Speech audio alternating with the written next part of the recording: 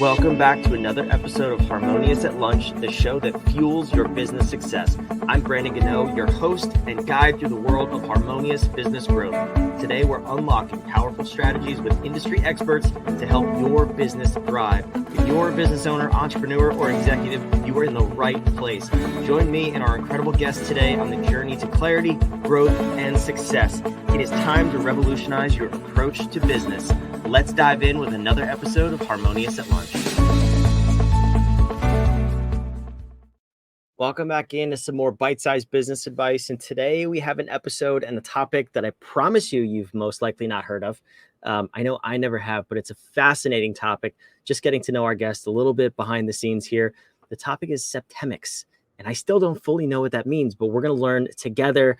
My understanding is that we're talking about people today. We're talking about how people operate. And guess what?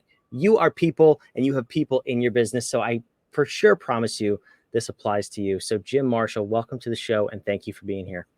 Thanks, Brandon. Glad to be here. I hope I didn't get anything wrong yet. It's only 30 seconds into the show, but so help me understand this because I've never heard the word Septemics before, and I'm quite positive the listeners haven't either. But you discovered this, so tell me what it is and how you came about discovering it. Okay.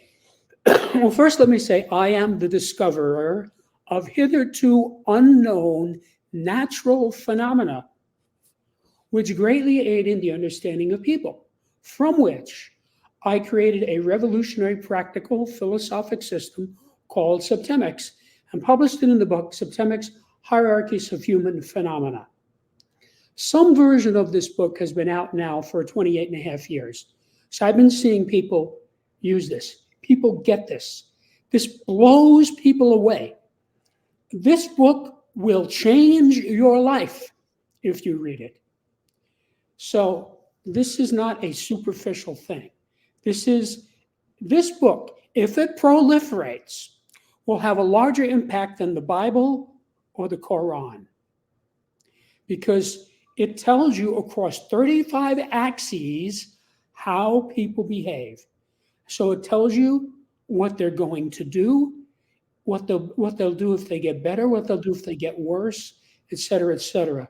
And it's universally applicable, meaning any problem, situation, dilemma that anybody has that has anything to do with people can successfully be analyzed by one or more of the septemic scales.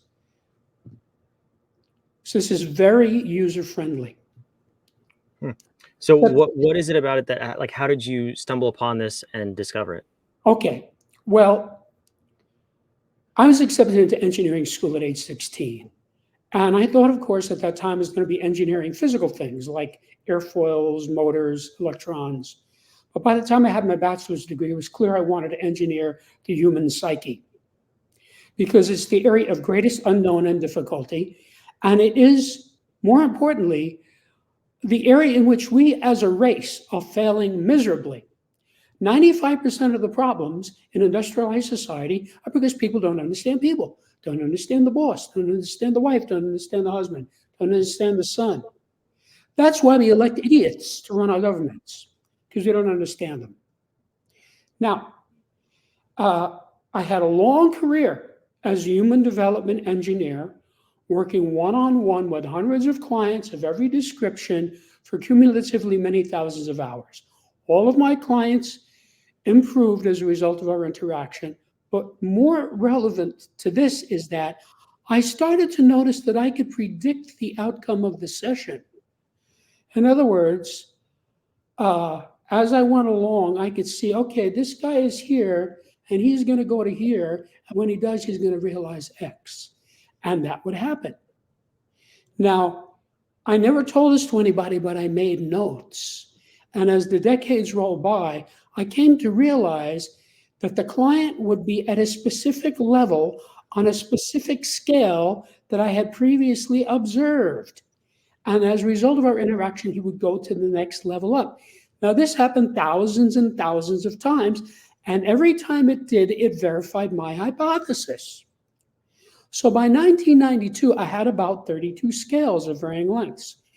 And had one scale in particular that had 6 levels that I absolutely knew was correct by then. One day I realized that this client was at a level on that scale that I had not previously observed. As soon as I saw the level, I knew where to insert it. That was obvious. And when I inserted that seventh level into the scale, it manifested mathematically. All of these data jumped out at me. Now, the whole point of math is you start with an equation or formula and you coax data out of it. That's how Einstein found E equals mc squared. Everybody in the math and physics community knows exactly how he did it. So that's what was happening. In other words, these data were presenting themselves. So I said, whoa, I don't know what this is, but whatever it is, it has to be natural law because it has mathematics embedded in it, like the Fibonacci sequence, for example. So I then said, I wonder how many of these other scales are actually 7-level scales that hadn't been developed all the way because I wasn't developing anything. I was just helping my clients and making notes. So knowing what I was looking for, I inspected all these other scales. And in a short period of time, they all went to 7 levels. And as they did, they manifested mathematically. So now I had 32 7-level scales that all had mathematics embedded in them. And I said, this looks to me like a new subject. And then I said, wait a minute, I could go from helping people by the hundreds, which is what I had been doing as human development engineer, to helping people by the millions if I put this in a book and get it out so people can have it. So I have to write a book. So the first draft was finished in December of 95, and I sent it out in a transcript form to colleagues of mine, all of whom had graduate degrees in a variety of subjects. And they all loved it. They had different responses, but distinctly positive responses. And that told me this is exactly what I think it is, which is a new subject that could really help people. So I spent the next 25 years of my life working on this book.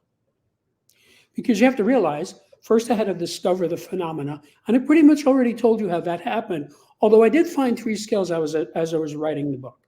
Then I had to take this data and use it to create a workable philosophic system. Now, the whole point of engineering is you create something that works all the time for everybody. That is what engineering is about. Engineers are interested in results and facts, period. So that took 20 years for me to create this into something that anybody who could speak English reasonably well could look at and say, yeah, I see this. This makes sense to me. But the most time-consuming part was expressing this in a way that would make sense to the average reader. And I know I succeeded at that because I've been watching people use this for 28 and a half years. They get it. This blows people's minds. They look at this and they say, whoa, now I understand what's happening between me and my girlfriend or whatever it is.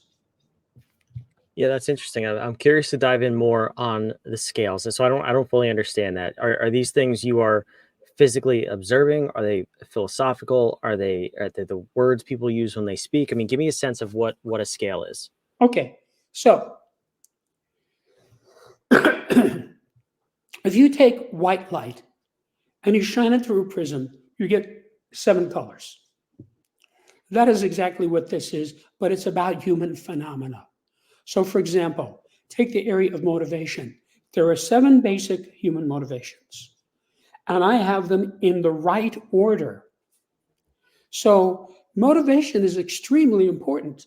So, you could take the scale and you could completely analyze your whole life with just this one scale. What is my mother's motivation toward me? What is my father's motivation toward me? What is my girlfriend's motivation toward me? This is illuminating when you spot this. Because every time you correctly spot one of these levels, you have a realization. That is one of the ways that you know that you got the right level. You look at this and you say, oh, I'm at level 5. No wonder this is going on. This explains X, Y, and Z. That happens every time. So this is a fruitful source of insight. You see? So there are 35 axes. If I could tell you the names of the axes, you would know exactly what subject matter is in the book. Should I do that? It takes about a minute. Yeah, please. Okay, so there are 24 individual scales, meaning they apply to an individual. The scale of basic purposes, the scale of personal influence, the scale of choice, the scale of permeation, the scale of thought, the scale of identity, the scale of evaluation, the scale of motivation, the scale of control, the scale of stopping, the scale of scholarship, the scale of literacy, the scale of human ability, the scale of memory, the scale of spiritual identity, the scale of mental deletion, the scale of aberration, the scale of physical fitness, the scale of justification, the scale of belief, the scale of equanimity, the scale of attack, the scale of conflict, and the scale of reaction. And these are the group skills. They apply to a group primarily. The scale of relationships, the scale of life spheres, the scale of government, the scale of civilization, the scale of survival, the scale of management, the scale of exchange, the scale of communication, the scale of allegiance, the scale of sexuality, and the scale of politics. Any one of these scales by itself could dramatically change the life of the reader. And I'll give you an example. You say you have a couple, they've been dating for 2 years, right? They're talking about getting married.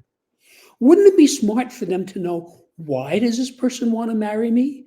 I mean, isn't that a reasonable question? I'm not saying to ask the partner, but that's a fruitful area to investigate. So the guy gets out the book, right?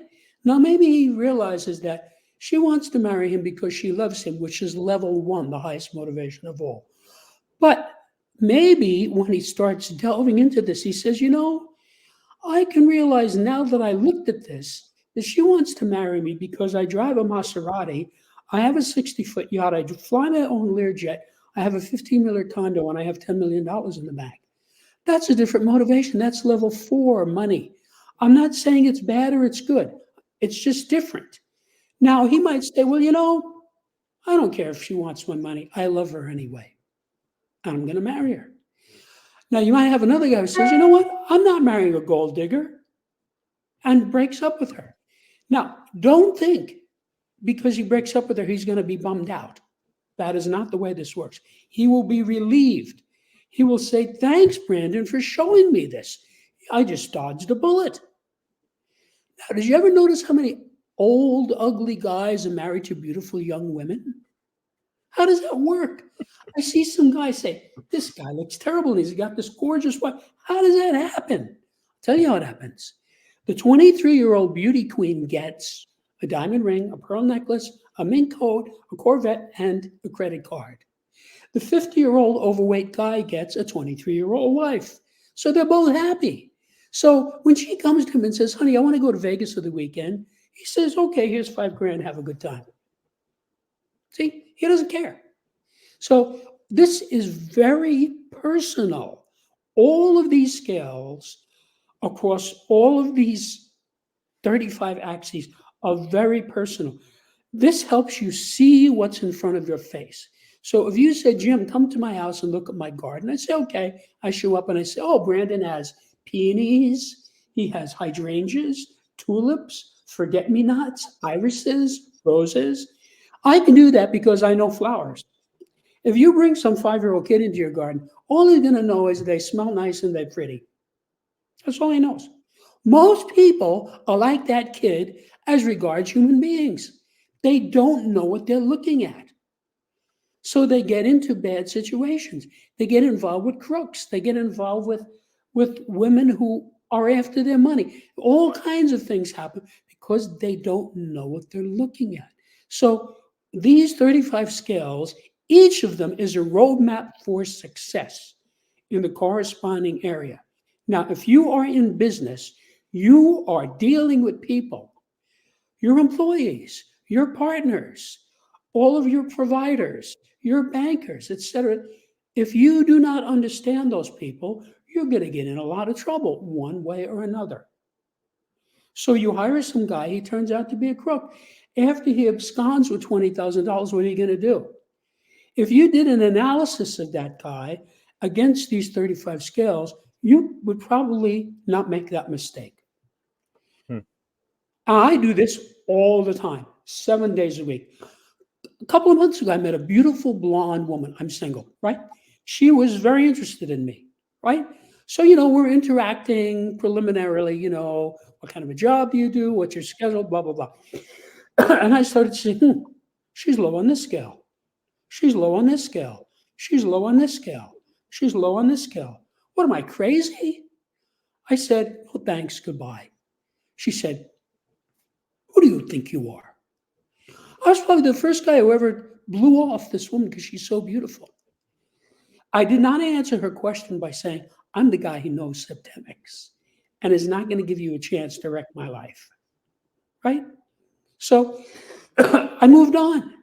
Now, most guys would have jumped into that and regretted it because 3 years later, they're paying her $20,000 a month alimony, right? Or worse.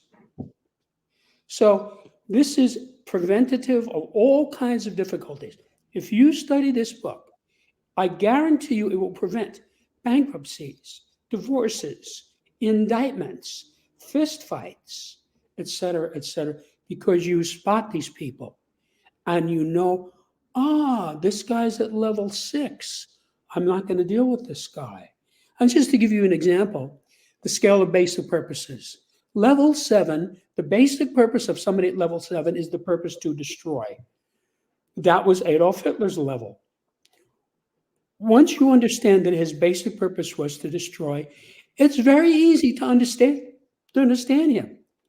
You know, before I had this data and I was studying history, I'm a student of military science and of history, I didn't understand. Why would he do that? Why would he do that? He did a lot of things that, from a military science point of view, don't make any sense at all. But after I realized that his goal was to destroy, then I understood. He was just destructive. And look at what happened to his country as a result of him. That's what happens when you get somebody like that in power. As opposed to Abe Lincoln. Abe Lincoln was a level 2 leader. The purpose of a leader is to conquer. Now you might say, well, conquer is not a good thing. Oh, really? That's a matter of whose ox is being gored. When Lincoln conquered the Confederacy, as far as I'm concerned, that was a good thing. It ended slavery. And he then pushed through the 13th Amendment. That was all him pushing that through to make slavery unconstitutional. So that was a good conquest. When we beat the Nazis and the Imperial Japanese, that was a good conquest.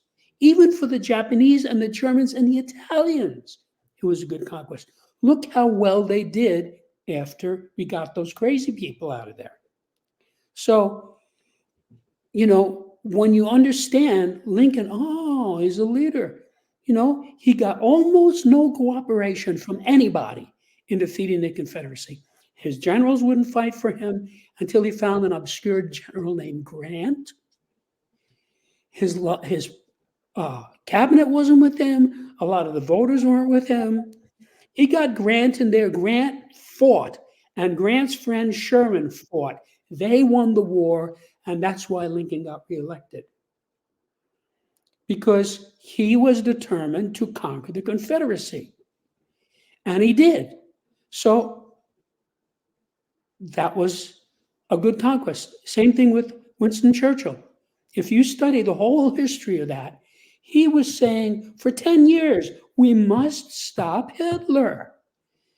And nobody listened to him until after World War II started. Then he became prime minister and he defeated him.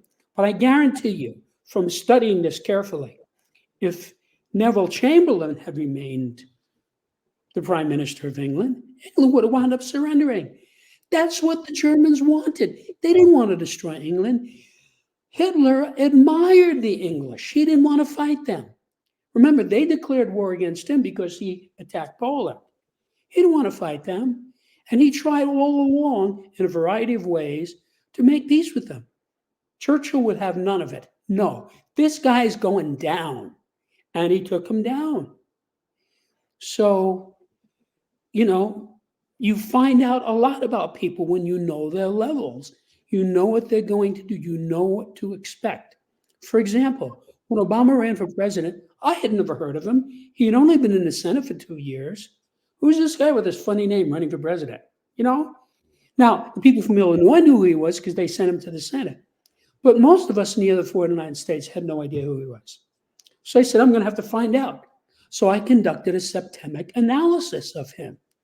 And I was able to determine, after studying him, listening to him, paying attention, what his basic purpose was. Well, The basic purpose is what the person is trying to do all the time, whether or not he succeeds. And that told me, do I want to vote for this guy or not? So there's a lot of ways to use this, and I use it continually.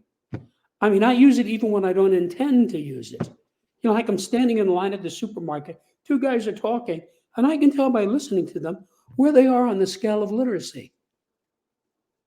I don't tell anybody, but that tells me something. See? I mean, because if you know where somebody is on the scale of literacy, you know how to communicate to them. Like, for example, my housekeeper, he's at a different place on the scale of literacy than, for example, Jordan Peterson, who's a very literate person. If I were talking to Peterson, I would talk to him straight across. He would understand everything he said. If I tried to do that with my housekeeper, he would not even understand me. So that's just a tiny little example. So if you take this little iota that I gave you and blow it up a billion times in every direction, you get what this is about.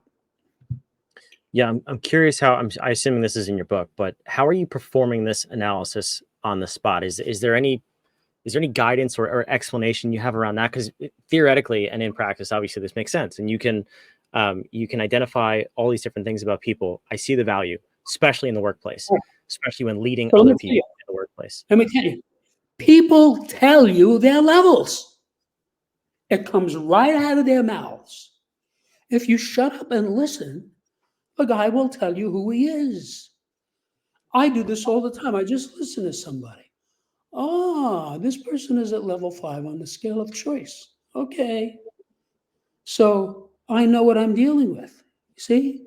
This is extremely helpful because this works both ways. I already talked about how you can use it to avoid problems, but the opposite happens too. I'll meet somebody, I'll say, this person is high on this scale, high on this scale, high on this scale. This is a person I want in my life. This is an upscale person, see? And in those few areas where the person is lower, I can see it, and so I can tiptoe around it. See? Like, for example, I had a buddy. He's what I would call a political extremist, okay? When he starts talking about politics, I just shut up and say, okay, Now, very nice guy, wonderful person, love the guy, but I'm not going to get into that. Now, the scale of politics tells you that there are extremists at both ends. And those are the people who cause all the trouble. Those are the people who do the assassinations and the coups and bribery and extortion, okay? The extremists. So I know with that guy, I'm still going to be friends with him. I just tiptoe around that. And it's not a problem with us. Now look, I have 3 sisters. One is a liberal, and 2 of them are conservatives. I get along fine with them. You know why? I tiptoe around it. I just don't make it an issue. We talk about Uncle Joe. It's not who are you going to vote for. I don't go there because I know this is a minefield, and so I get along great with my sisters. My whole life, I get along great with them, and that's going to continue because I'm not going to allow this to sabotage our relationship. So this is really useful. So it's important that you know this for yourself. In other words, this is not about judgment. It's not about telling people anything. You know how the wife goes to the husband and says, you know what's wrong with you? You need a better job. You don't make enough money, right? The husband doesn't like that. That doesn't help him. But she could take the book and put it in front of him and say, Fred, come here, look at this book. Oh, yeah, I see. This is cool. Where'd you get this? See? People get this right away. And I'll tell you why. Some people say, well, what book is your book like? Having gone to school for 28 years, I have to say in all candor, I don't think there's ever been a book like this before. And that's what I hear from people. But every one of these 35 skills is presented in what you could call a table or a spreadsheet. It's a whole body of data. And it is comparable to the periodic table of elements. But instead of it being for the physical elements, it's for the 35 areas that I read off to you before. So Say, take the area of control, right? That's a very important subject for everybody. Okay? You look at this. Where am I on the scale of control? Where is my wife on the scale of control? See? Tells you a lot. Tells you how they control things, what to expect from them, what you're going to get from them. It also tells you if you find your level, you can improve yourself by moving up to the next level because it is naturally occurring. See, if you're at level 4 and you try to get to level 1 or 2, you will fail because there's too steep a gradient. But if you try to get to level 3 and you make an effort at it, you will get there because it's the next thing up. I'm telling you the next thing up. So I'm giving you the gradients for life across 35 axes. So you find a situation, some situation going on like, my son's going to college, he's not answering my calls, he's getting bad grades, something's going on here, right? You don't know what it is yet. So you say, Randall, come over here, let me talk to you. What's going on, right? And you can analyze him on certain scales. Where is he on the scale of scholarship? That's important to know for a student.